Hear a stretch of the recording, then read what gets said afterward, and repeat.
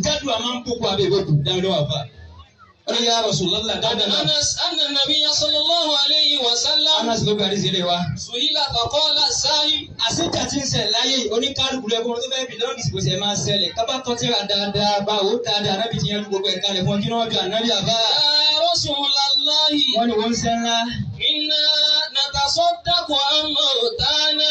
Ẹ̀kú wa bá kú, à ń ṣẹ̀ta fún wa, à ń ṣèjé fún wa, à ń ṣèdó fún wa, à ń ṣolúkọ fún wa, à ń dáná sàárà fún wa nábì. Wa nahujja alayhim. Kódà a máa ṣe ájì ló kọ bàbá ìyá wa tí ò sí wa nábì kìlú sí. Wa nadi'u lahum. A máa ń ṣàdúrà fún oníjọ́ méje èèyàn ó pé báyìí kí ni wà nábì sí.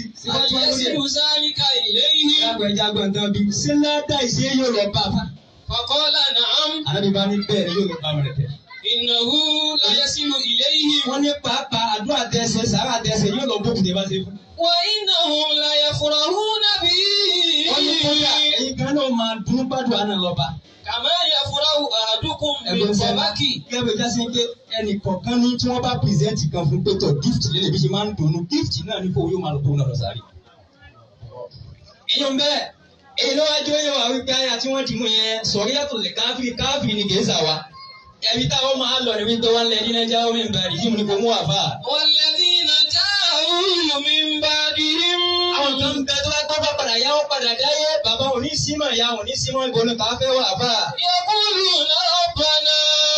Ẹ̀rí kọ́ lọ kó kàá mọ́ tá a máa sọ pé wọ́n lọ. Ighfir lana.